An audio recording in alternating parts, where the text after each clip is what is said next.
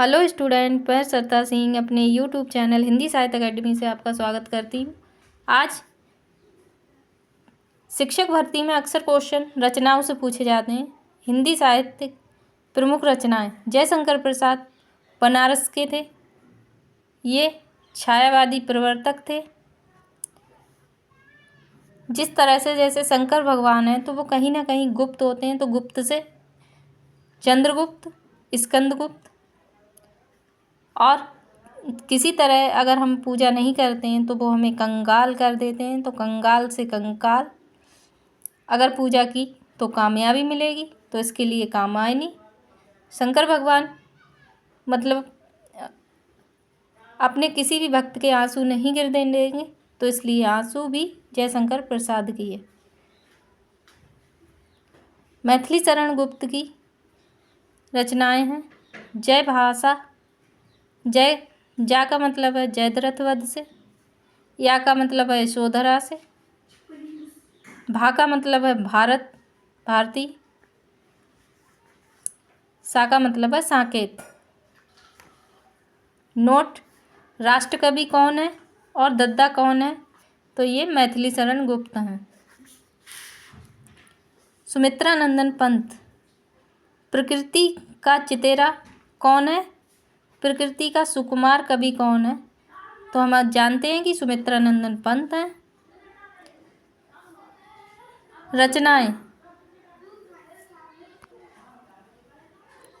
रचनाएं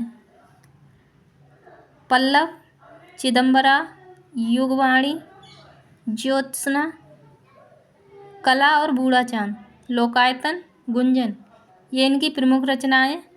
हमें खास तौर पर चिदंबरा को याद रखना है, इस पे इन्हें ज्ञानपीठ पुरस्कार मिला था, और कला और बूढ़ा चांद पर साहित्य अकादमी पुरस्कार प्राप्त हुआ था सुमित्रा नंदन पंत को। महादेवी वर्मा आधुनिक मीरा के नाम से भी जानी जाती हैं। नीर दिया महादेवी को, नीर दिया महादेवी को, तो नी से नीरजा और निहार दो रचनाएं हो जाएंगी।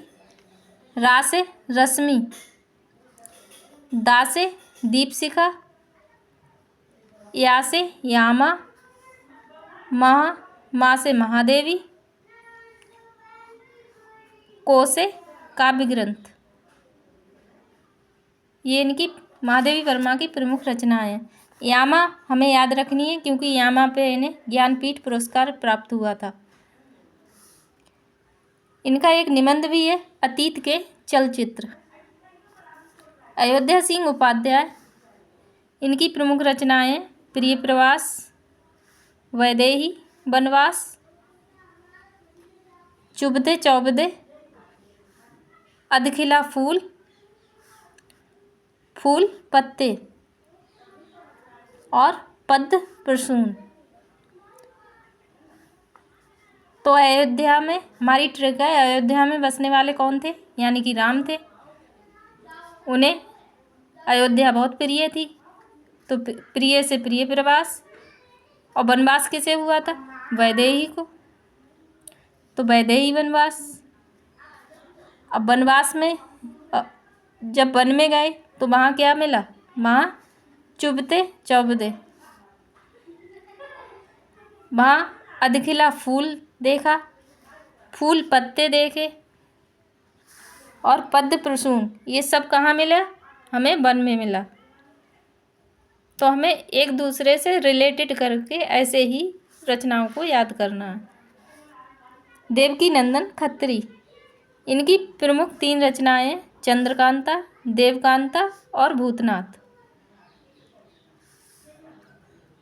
इसे भी हम एक ट्रिक के रूप में समझ सकते हैं। जैसे देवकी नंदन कौन थे? यानी कि कृष्ण भगवान।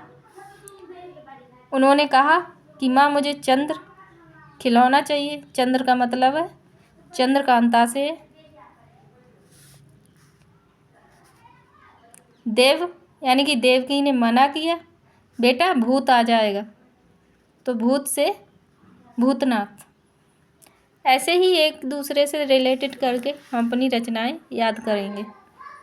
हरिश्चंद्र अंधेर नगरी, सती प्रताप,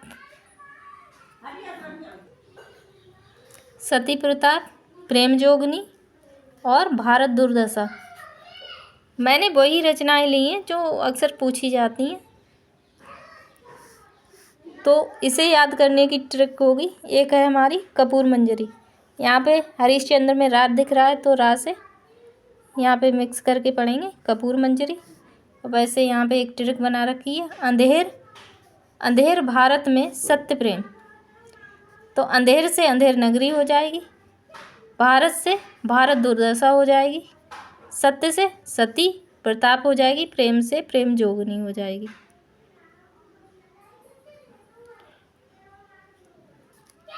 धर्मवीर भारती, गुनाहों का देवता धर्मवीर भारती का रचना है।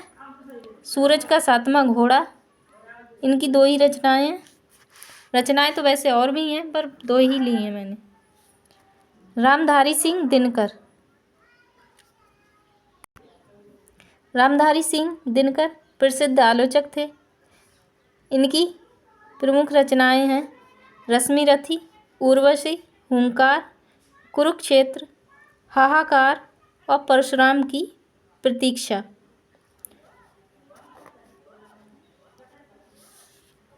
हमें खासतौर पर दो रचनाएं ज़्यादा याद रखनी है। उर्वशी के लिए इन्हें ज्ञानपीठ पुरस्कार मिला।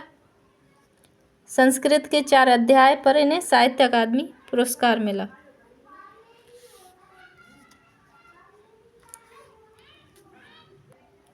अब इसे हम अपनी एक ऐसी ही ट्रिक से याद करना शुरू करते हैं। रश्मिरथी उर्वशी को देखकर हुंकार भरी कुरुक्षेत्र में हाहाकार मच गया। परशुराम की प्रतीक्षा से रश्मिरथी ने उर्वशी को देखकर हुंकार भरी कुरुक्षेत्र में हाहाकार मच गया, परशुराम की प्रतीक्षा से। यहाँ पे नोट करके, आधुनिक काल भारतेंदु काल और गद्य काल के नाम से भी जाना जाता है। नोट, हिंदी साहित्य के पहले लेखक कौन है? गारसा दत्तासी हैं। नोट करके, प्रथम गद्यकार हिंदी का किसे माना जाता है? तो लल्लू लाल को माना जाता है। सूर्यकांत त्रिपाठी निराला, इनकी प्रमुख रचनाएं हैं अनामिका, परिमल, कुकुरमुत्ता।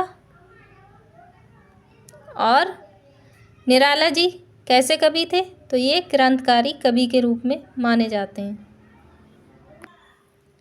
इसकी ट्रिक होगी अनामिका परिमल को देखकर कुकुरमुत्ता हो गई। हमें याद करने से मतलब है, ट्रिक के ऊपर मत जाइएगा कैसी है।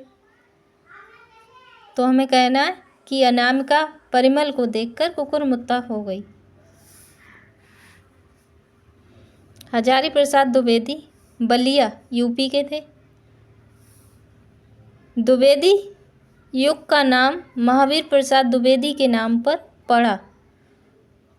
क्वेश्चन में ये मन लगाना कि हजारी प्रसाद द्विवेदी के नाम पर पड़ा। द्विवेदी युग का नाम महावीर प्रसाद द्विवेदी के नाम पर पड़ा। रचनाएं हैं अशोक के फूल, सूर साहित्य। जब हम सूर साहित्य को पढ़ते हैं तो सूरदास याद आते हैं, लेकिन ये रचना हजारी प्रसाद द्विवेदी की है, सूरदास की नहीं है, इसे ध्यान रखना है। तो इनकी केवल 2 रचनाएं हैं, अशोक के फूल और सूर साहित्य। माखनलाल चतुर्वेदी, नोट, भारत की आत्मा कहा जाता है, किसे कहा जाता है? माखनलाल चतुर्वेदी को। हिमतरंगिणी पर साहित्य अकादमी पुरस्कार पहली बार अगर किसी को प्राप्त हुआ तो माखनलाल चतुर्वेदी को हिमतरंगिणी पर साहित्य अकादमी पुरस्कार प्राप्त हुआ। मुंशी प्रेमचंद बनारस के थे। गोदान, गवन, करमभूमि, प्रेम सदन, प्रेम भूमि, निर्मला, पूस की रात, बड़े घर की बेटी। तो हम इनकी रचनाओं की ट्रिक देखते हैं। गंगा, करम, सेवा, कर प्रेम से। गा का मतलब है गोदान से। गा का मतलब है गबन से। करम मतलब कर्म भूमि। सेवा का मतलब है सेवा सदन। कर हमारा साइलेंट है। प्रेम से प्रेम भूमि। और पूस की रात पड़े घर की बेटी। ये सब प्रेमचंद की रचनाएं हैं। वीडियो पसंद आए तो लाइक करें और सब्सक्राइब करें। ज़्यादा लंबी वीडियो नहीं बना पाते हैं, इसके लिए क्षमा चाहते हैं। Thank you.